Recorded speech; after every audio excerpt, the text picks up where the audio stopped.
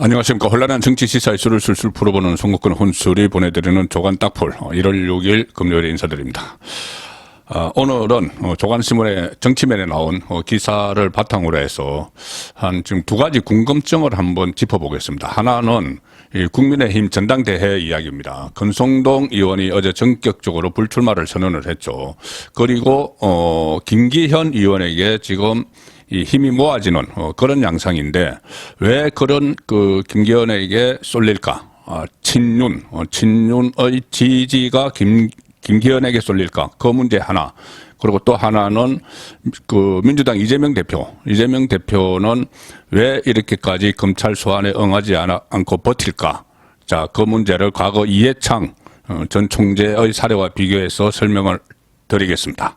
자, 일단 조선일보 오면 기사 보시면은 여당 전대 후보들 표심 잡기 시동 걸었다. 친윤 모임이 어제 있었는데 국민공감이라고 있죠. 거기 한 40명이 모였는데 그 신년회를 겸해서 거기에 친윤계 후보 낙점을 받기 위한 사실상 내부 면접 행사가 열렸다. 내부 면접. 친윤계 낙점을 받기 위해서 친윤 국회의원들의 그 대규모 모임 거기에 출동을 했다는 겁니다. 당권 주자들이 김안나, 김기현, 안철수, 나경원 출동을 했고 윤상현 의원은 어제 구미 박정희 전 대통령 생가에서 출마 선언을 했습니다. 자, 김안나 이렇게 하니 김기현, 안철수, 나경원 이 세 사람을 이 3강으로 지금 보는 분위기죠. 나경원 전 의원은 아직 출마 선언을 하지 않았습니다. 자, 이 상황인데 김기현, 안철수, 나경원, 친윤계 이 세 사람이 친윤계 의원 모임인 국민공감 의원들 40여 명이 모인 자리에서 친윤계 후보 낙점을 받기 위한 사실상 내부 면접 행사가 열렸다. 나경원 의원 지금 계속 그 출마 여부가 관심이죠. 나경원 의원은 어제 그 자리에서 이런 이야기를 했습니다. 이 여당 당 대표를 하면서 부위원장을 하는 게 더 힘이 있지 않느냐 이렇게 농담하는 분도 있다. 이거 뭐냐면은 저출산 고령사회위원회 부위원장 윤석열 대통령이 임명을 했죠. 이 장관직을 줬는데 왜 출마를 하려고 하느냐 이런 또 지적이 있으니까 오히려 당 대표를 여당 대표를 하면은 그 일도 더 잘할 수 있다. 뭐 이렇게 이야기하는 사람도 있다. 자, 그런데 그렇지만 당권에 도전하면 이 직은 당연히 내려놓아야 하지 않겠나. 여러 가지로 고민 중이다. 자, 그래서 이 문제에 대해서 윤석열 대통령과 만나서 한번 얘기를 해보고 싶다. 이런 이야기를 계속 하고 있죠. 또 뭐 그 용산 간제에서 부부 동반으로 만나는 일정이 잡혔다. 이런 말도 나오고 있습니다. 지금 안철수 의원은 일정이 잡혔다고 이야기를 하고 있죠. 친윤 40여 명 모인 신년회 자리에서 김기현은 대통령과 동기화가 중요하다. 그리고 안철수는 나는 윤석열 대통령 간접 만찬 초청받았다.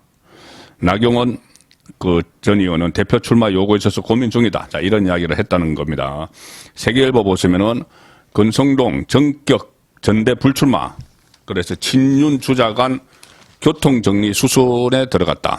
자, 교통정리가, 이걸 누가 봐도 교통정리 흔적이 있죠. 어느 쪽에서 하느냐. 이것이 정치권의 친윤계 안에서 하느냐. 윤석열 대통령의 의중이 그대로 실린 것이냐. 이 부분은 지금 확인이 안 되고 있습니다. 윤석열 대통령은 무심이다. 그런데, 다만, 이 총선에서 승리를 할 수 있는 당대표를 원한다는 것은, 조선일보 새해 인터뷰에서 분명히 했죠. 잘못하면 식물 대통령이 될 수도 있다. 이런 말까지 했습니다. 또 총선에서 내년 총선에서도 내년 총선이죠. 내년 총선에서도 다수 의석을 국민의힘이 확보하지 못하면은 윤석열 대통령은 내가 국민들에게 약속을 했던 것도 또 이루어 나갈 수 없는 식물 대통령이 될 수도 있다. 그 이야기를 했기 때문에 총선에서 이길 승리를 가져올 수 있는 당대표, 이것을 가장 원하는 것 같습니다. 자, 그런데 그 사람이 과연 김기현일 것이냐, 그 문제를 제가 잠시 후에 짚어보려고 하는 겁니다. 이 세계일보 기사를 보시면은 며칠 전까지 출마 소리 나돌던 권성동이 갑자기 불출마를 선언을 했습니다. 어제. 윤석열 최측근이 지도부로 들어가서 그러니까 윤석열 대통령 최측근이 지도부를 구성하는 그런 오해 소지를 없게 하겠다. 이게 좀 그 명분이 약하죠. 지금 이 상황에서는 여당도 친정 체제를 구축을 해서 대통령과 같이 호흡을 맞춰 나가야 되는데 권성동 의원은 오히려 그것이 부담이 된다는 이야기를 하는 겁니다. 실제로는 뭐 지지율 문제도 있고 교통 정리가 들어왔겠죠. 그리고 당 이익 앞에서는 대권 욕심은 안 된다. 그래서 안철수, 유승민 그 겨냥해서 뼈 있는 말도 했다. 자, 이 상황에서 권성동 의원의 불출마 선언은 전격적으로 이루어졌다. 어제 제가 권성동 불출마 미스터리를 말씀을 드렸죠. 다 지금 여러 가지 다 준비도 하고 다 뭐 청년 당원들과 만나는 일정까지 다 짜놓고 그제까지도 그렇게 했는데 갑자기 어제 이 불출마 선언을 했다. 그래서 간밤에 무슨 일이 있었던 것 아닌가 그 말씀을 드렸는데 세계일보가 그 부분을 취재를 했습니다. 권성동의 불출마 선언은 전격적으로 이루어졌다. 당초 권성동 의원은 서울 여의도 중앙보훈회관 빌딩에 캠프 사무실을 계약을 했습니다. 계약을 했다고 합니다. 그리고 전국 당원을 만나는 등 사실상 당대표 주자로 뛰고 있었다. 정치권에서는 그가 오늘 6일 출마 선언을 할 거라는 이야기도 나돌았는데 뭐 청년 당원들 만남도 예정이 돼 있고 그랬는데 갑자기 불출마 선언을 했다. 그래서 권성동 쪽 관계자는 어제 그러니까 밤에 그제입니다. 지금 여기 신문 기준으로 어제 이야기를 했으니까 그러니까 4일 밤에 결정을 내린 것 같아. 밤새 무슨 일이 있었다. 이 이야기죠. 그리고 정치권에서는 권성동의 불출마에 윤심이 작용한 것 아니냐는 해석이 나온다. 당연히 나오죠. 윤심. 그런데 윤심인지 윤심을 어떻게 보면은 가장한 아니면 정말 윤심인지 윤심을 빙자한 그건지는 좀 더 지켜봐야 됩니다. 윤석열 대통령의 그 확실한 의중은 지금 모르고 있는 상황이죠. 단지 지금 핵심인 윤석열 대통령의 원조 친윤 핵심인 장제원 의원이 김장연대 이렇게 해서 김기현 장제원 연대를 하면서 그 김기현을 지원을 하고 있기 때문에 윤심이 실린 것 아니냐 이렇게 추측이 지금 될 뿐입니다. 자, 그 상황에서 친윤계 내에서는 어쨌든 정치권 친윤계 내에서는 단일 대우를 구축해야 한다는 목소리가 이어지고 있다. 친윤 주자가 난립해서 당심이 분산되면 인지도 면에서 앞서는 범친윤인 안철수, 비친윤인 유승민에 맞서기 어렵다. 이런 판단도 났기 때문에 100% 당원 투표를 돌렸지만은 그래도 또 안심할 수가 없어서 친윤을 후보 단일화를 시켜야 된다는 이야기입니다. 또 권성동이 불출마를 선언하면서 보수 정당의 정체성을 강화해야 한다. 따뜻한 보수와 같은 유약한 언어도 버려야 한다. 이 발언도 결국은 그동안 뭐 따뜻한 보수 또는 개혁 보수 이런 말을 해왔던 안철수, 유승민을 겨냥한 것이다. 그래서 본인이 이 사퇴를 하면서 안철수, 유승민은 부적격자다. 또 자기 대권 주자이기 때문에 나중에 그 당 총선 공천 과정에서 자기 사람을 막 심으려고 할 거다. 그래서 그 사람들은 안 된다. 이런 말도 같이 했습니다. 그리고 말은 하지 않았지만 어제 제가 분석해드린 대로 아마 나경원 전 의원에 대한 불출마 압박이기도 하다. 자, 친윤은 김기현이다. 자, 이 메시지를 발신을 한 측면이 있습니다. 자, 그래서 제가 그러면 왜 이 김기현을 친윤, 그러니까 지금 제가 말씀드리는 친윤은 윤심이라기보다 윤석열 대통령의 어중이라기보다 정치권에 있는 친윤을 이야기하는 겁니다. 장제원 의원이 직접 지원을 하고 있기 때문에 장제원 의원도 포함이 되겠죠. 왜 김기현을 이렇게 대권 주자, 당대표 주자로 지원을 하려고 하고 있을까? 자, 일단 김기현 의원은 사선 국회의원이고 울산시장을 지냈지만 어떻게 크게 이 카리스마가 있거나 대중성이 있거나 그러진 않죠. 그래서 처음에 당대표 경선에 제일 처음부터 뛰었지만은 지지율이 한 자릿수에 계속 머물렀습니다. 그리고 워낙 대중성이 없기 때문에. 그런데 이 친윤 그룹에서 지원을 하고 나서부터 언론에 계속 윤심을 받았다. 이 윤심이 실렸다. 이런 분석이 나오면서 지금 지지율이 국민의힘 지지층 사이에서 지지율이 조금 오르고 있죠. 자, 그 상황인데 보통 보면은 지금 나경원 1위고 압도적 1위고 그다음에 그 안철수 또 이 김기현 이런 식으로 나갑니다. 자, 그런데 왜 이렇게 어떤 정치적으로 중량감이 크게 있는 것도 아니고 대중성이 없는 김기현 의원을 지원을 할까? 자, 이 문제를 한번 짚어볼 필요가 있을 것 같습니다. 김기현 의원은 국민들께 알려지기는 원내대표를 하면서 국민의힘 원내대표를 하면서 좀 언론에 많이 소개가 됐죠. 그리고 그 전에 울산시장을 하면서 그때 당시 문재인 정부에서 하명 수사를 했다. 그 피해자다. 이 정도였고 이 국민의힘 원내대표를 하면서 사실상 그때 이준석 대표와 투톱 체제였습니다. 이준석이 당대표였고 김기현이 원내대표였죠. 그 투톱 체제였는데 같은 시기가 딱 맞는 것은 아니지만은 대선 국면에서 대선이 한창 막 열기가 오를 때 그 투톱 체제였습니다. 그리고 이준석이 가출 소동을 벌이고 또 김종인 총괄선대위원장으로 영입을 해야 된다, 막 주장을 했을 때, 그때 막 선대위 안에서 내용이 일어나서 김기현이 원내대표직 사퇴하겠다고 하고, 그 의총에서 또 다시 재신임을 하고 이런 일도 있었죠. 그리고, 이준석이 그 성상납 의혹으로 윤리위에 제소가 되고, 한참 이준석 배제론, 이준석 리스크를 없애야 된다, 이런 이야기가 당내에서 나왔을 때도 이 김기현 원내대표는 이준석을 두둔했습니다. 그래서 윤리위가 개최가 됐을 때 이준석 성상납 의혹과 관련해서 윤리위가 개최가 됐을 때 실체가 있는 것인지 그 성상납 의혹 자체가 실체가 있는 것인지 여부도 사실 잘 모르겠다, 이렇게 이야기를 했습니다. 그리고 또 이준석 대표 본인은 아니라고 주장하고 있고 명백한 증거가 나온 것도 아니다, 이렇게 이준석을 두둔했죠. 그런데 나중에 경찰 조사에서는 물론 성상납 자체는 이 공소시효 때문에 처벌을 못했지만은 그것이 거의 그 팩트인 것으로 이렇게 드러나고 있는 상황입니다. 그리고 그때 이준석과 아주 첨예하게 대립각을 세운 인물이 바로 장제원 의원인데, 장제원 의원이 이준석을 두둔을 했던 김기현 의원을 당권 주자를 지원을 한다. 자, 이 상황이 되어 있는 겁니다.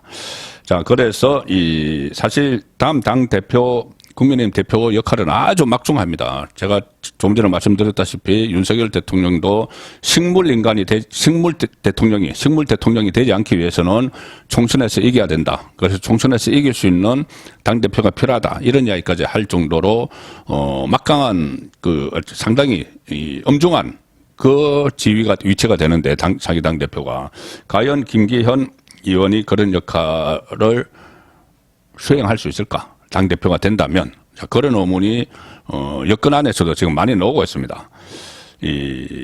일단 당 대표가 자기 총선에서 공천권을 행사를 하죠. 공천권을 행사를 하는 것도 그렇지만 실제로 총선 국면에 들어가면 전국을 다니면서 지원을 해야 됩니다.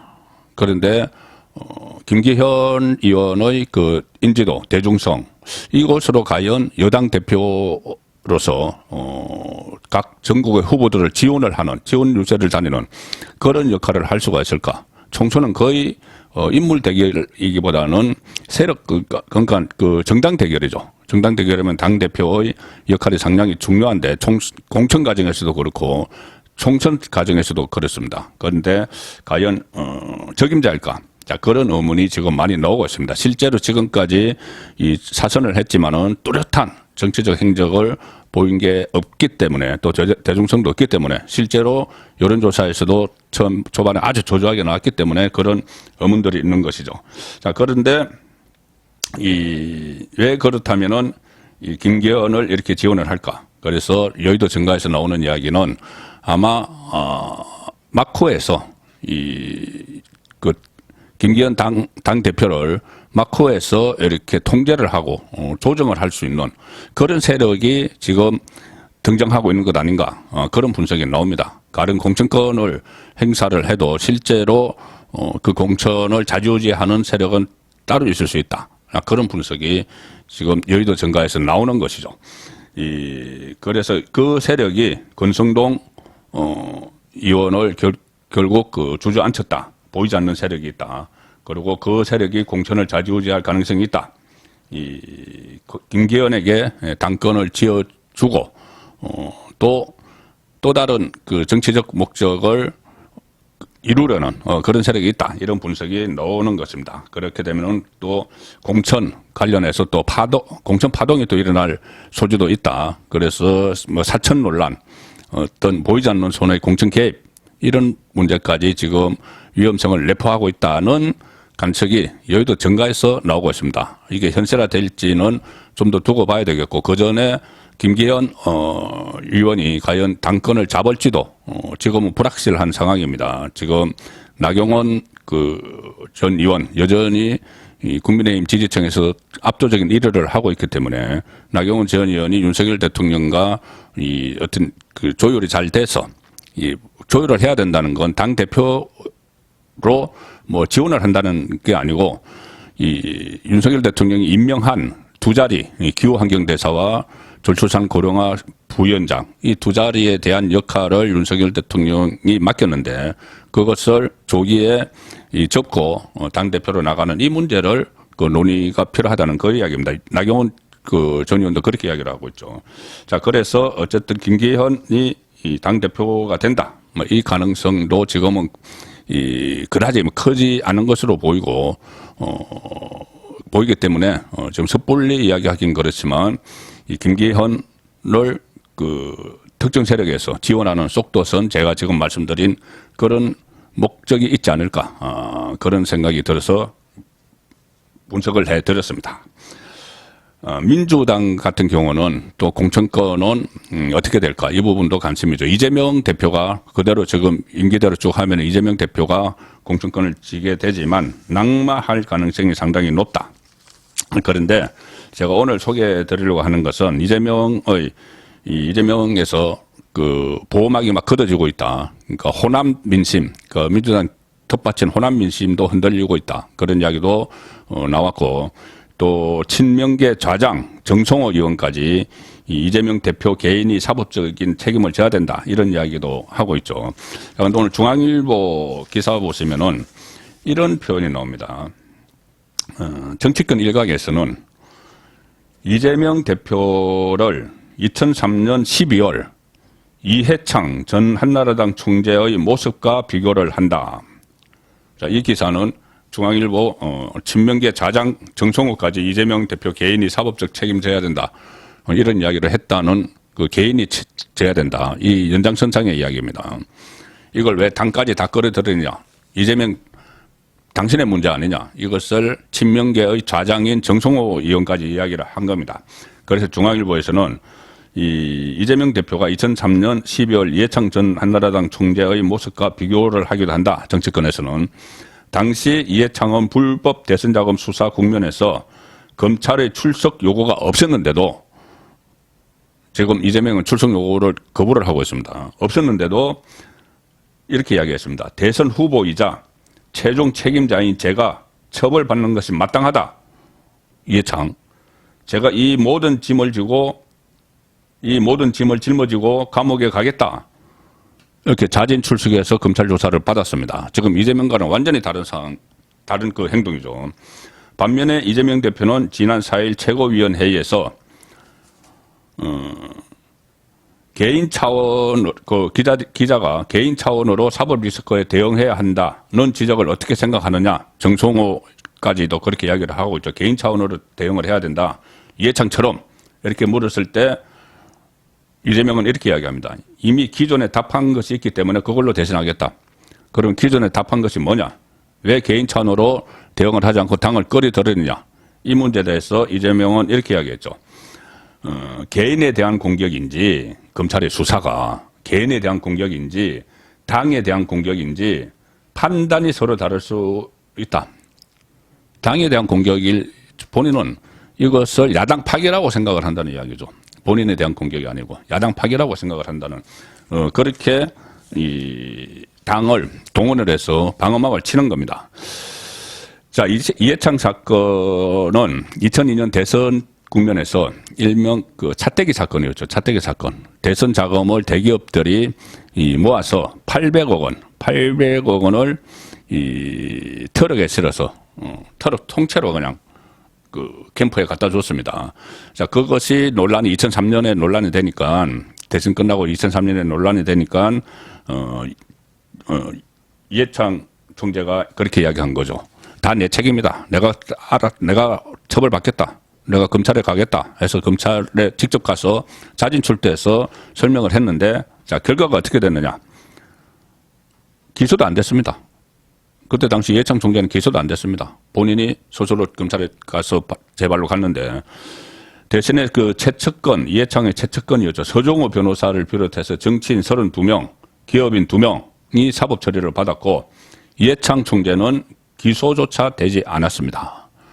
본인이 직접 받은 게 아니기 때문에 뭐 그런 것이었는지 어쨌든 이 다른 사람들은 돈을 전달받은 사람들은 그 기소가 됐지만은 그 전달받은 돈이 이해창 후보를 위해서 쓰였지만 이해창은 기소조차 되지 않았죠. 그것이 뭐 정무적 판단이었는지는 모르겠지만 자, 그렇게 제가 말씀드리는 것은 그렇게 당당하게 떳떳하게 내 책임이다 하고 나가서 검찰에 본인의 입장을 이야기하니까 기소조차도 되지 않는 상황으로 됐다는 이야기입니다. 그런데 이재명은 왜 그렇게 하지 못하느냐. 처지가 다르죠. 지금 이재명이 받고 있는 이 정치자금 관련은 뭐 핵심 특검 2명이 구속된 김용 정진상이 구속된 이 정치자금은 이재명 대표가 받고 있는 10개 정도의 혐의 검찰 수사를 받고 있는 그것의 원 오브 댐 그것 중에 하나일 뿐입니다. 만약에 여기서 본인이 이해창 총재처럼 내가 검찰에 나가겠다 직접 나가겠다 해서 나가서 진술하기 시작을 하면 그게 끝이 아니죠. 이해창은 그게 끝이었지만은 이재명은 지금부터 시작이 되는 겁니다. 대장동, 뭐 백현동, 그 변호사비 대납 의혹 쭉 있기 때문에 자, 그래서 이재명 입장에서는 검찰의 모든 수사를 탄압, 야당 파괴, 정치 탄압, 야당 그 탄압 여기에 프레임을 설치를 해야 되기 때문에 이해창과 대응 방향이 다른 거죠. 이재명 대표의 첫 번째 사법 리스크는 뭐 대장동에서 시작이 됐죠. 지금 정치자금도 거기서 파생된 건데 대장동 의혹의 인물 김만배, 은닉재산에 대한 검찰 수사의 강도도 세지고 있어서 결국은 이것도 이재명 대표를 압박하는 겁니다. 서울신문 사회면 보시면은 이런 기사가 있습니다. 김만배, 다른 언론도 실렸죠. 동료 언론인들과 수억 거래. 자, 언론인들에게까지 지금 수사의 칼날이 가고 있습니다. 김만배가 기자 출신이죠. 처음에 한국일보, 그 다음에 뉴시스, 머니투데이 법조팀장을 했는데 동료 기자들과 돈거래를 했다. 이것이 검찰에 포착이 됐습니다. 대장동 수익금, 은닉 의혹 추적을 하고 있는데 동료 기자 집 살 때 필요하다 하면서 남욱 정영학에게서 3억씩 받아갔다. 다른 언론인과도 8천만 원 거래를 했다. 그런데 검찰이 지금 언뜻 개인적인 친분에 근거한 것으로 보이는 김만배 씨의 검정 거래까지 추적하는 것은 김만배 씨의 수익 은닉 의혹을 매우 강도 높게 수사 중이라는 방정으로 풀이된다. 그렇게 되지만 어쨌든 이 김만배 씨가 언론인들과 돈거래를 했다. 이것이 돈을 그냥 준 것인지 정말 거래를 한 것인지는 수사를 통해서 밝혀져야 되지만은 여기서는 그냥 언론인 그렇게 했지만 다른 그 신문의 보도를 보면은 이 3명의 언론인이 등장합니다. 중앙일보, 한국일보는 각각 뭐 1억 원, 9천만 원 정도가 거래가 됐고 한겨레 신문 간부가 6억 원, 조금 전에 말씀드린 남욱 정영학에게서 동료 기자가 집 살 때 필요하다고 했다. 그래서 남욱 정영학에게 3억씩 받아가고 김만배 본인도 3억을 내서 9억을 이 한겨레 기자에게 빌려주겠다고 했는데 나중에 보니까는 김만배는 내지 않았더라. 그래서 6억을 줬더라. 이 이야기입니다. 자, 그래서 한겨레 신문의 간부도 여기에 연루가 되어 있다. 진보 좌파 성향의 언론이죠. 한겨레 신문 간부도 김만배와 연루가 되어 있다. 물론 뭐 그것이 단순한 돈거래인지 다른 성격인지는 살펴봐야 되겠지만은 이렇게 이 이재명 대표를 압박하는 일들이 계속 이어지고 있습니다. 사실 오늘 각 신문의 일면 톱은 이 북한 문제입니다. 북한 무인기가 대통령실을 촬영했을 가능성이 있다. 어제 국정원이 그렇게 밝혀서 발칵 뒤집혔죠. 자, 중앙일보 일면 톱입니다. 국정원 북한 무인기 대통령실 촬영 가능성. 이것을 일면 톱으로 잡았습니다. 왜 중앙일보가 다른 신문도 이게 다 나왔지만은 중앙일보가 이렇게 크게 썼느냐 하면은 중앙일보가 북한 무인기가 용산 대통령실을 촬영했을 가능성이 있다고 보도를 한번 했는데 그때 군 당국이 강력히 부인을 했죠. 그래서 중앙일보는 이렇게 일면 톱으로 크게 쓰는 겁니다. 물론 이게 기사의 중요성도 있지만 군이 비행금지 구역에 진입을 했다가 돌아갔다 이렇게 말을 바꿨습니다. 그래서 중앙일보 본지가 용산 왔었다 보도 때는 부인을 했는데 지금 말을 바꿨다. 대통령실은 어제 브리핑에서 윤석열 대통령이 지난 4일에 이 같은 사실을 보고받고 왔다 갔다는 거 국민이 아는 것 같으니 공개하라고 지시했다. 이렇게 해서 대통령실에서 시인을 한 겁니다.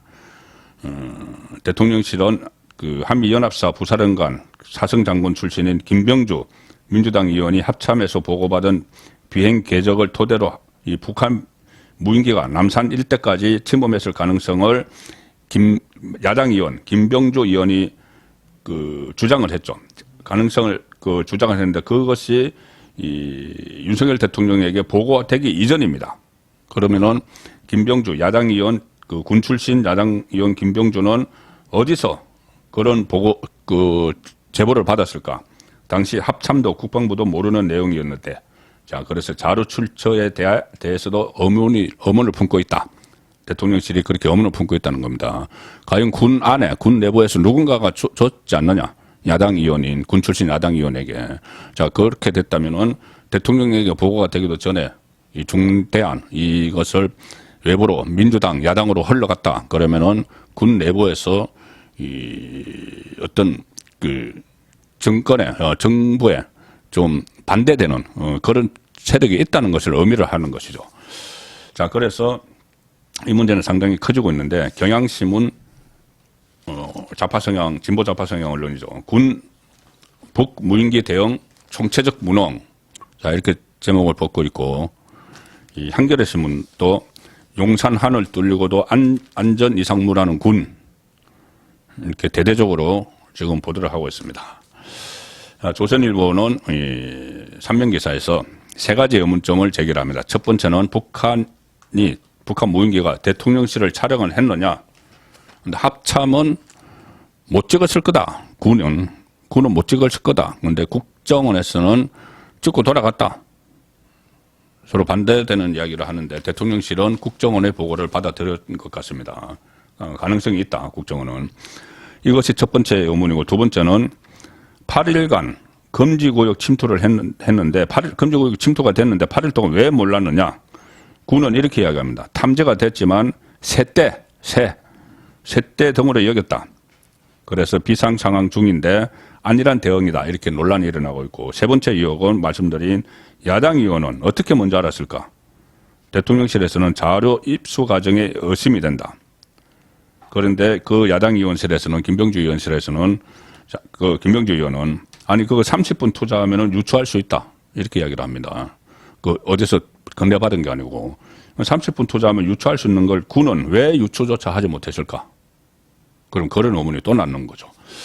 그래서 군에 대한 대대적인 숙정 작업이 이루어질 것 같습니다. 숙정이라는 것이 김영삼 정부 때 하나의 숙정 이런 차원과는 달리 문재인 정부 5년 동안 러선해진 군 기강도 바로잡고 조금 전처럼 혹시 이런 야당 의원에게 대통령에게 보고되지 않은 자료가 넘겨갔을 가능성 이런 것까지 다 전반적으로 검토해서 군을 정상화시키겠다. 자, 조선일보 일면 톱입니다. 대통령실 군 비정상 바로잡겠다. 지금 상당히 비정상적인 일들이 많이 일어났죠. 문재인 정부 때는 다 시시하고 숨겨졌지만 군이 정상적인 활동, 북한의 선제 도발에 대해서 대응을 하는 이 정상적인 활동을 하다 보니 허술한 점이 그동안 5년 동안 너무 무기력해져 있었다는 것이 드러나고 있는 겁니다. 이 미사일 오발, 그때 대응한다고 미사일 쐈는데 낙탄 사고가 일어났죠. 그다음에 이 무인기 잡겠다고 이 경전투기, 경공격기가 뜨면서 추락을 해버렸습니다. 뭐 다행히 그 비행사들은 탈출했지만, 그리고 이번에는 북한 무인기 침범 5판, 그래서 군 지휘부 시스템도 전면 개편을 할 것이다. 대통령실 고위 관계자 조선일보에 이렇게 이야기합니다. 군 지휘부를 비롯해서 군 조직 곳곳에 비정상적 요소가 있음을 대통령실도 인지하고 있다. 현재 바로 잡아가는 과정이다. 이렇게 이야기를 했습니다. 윤석열 정부 지금 국정 운영에 탄력을 받기 시작을 해서 3대 개혁에도 적극적으로 나서지만 이런 부분, 또 언론 부분 아직도 할 일은 태산인 것 같습니다.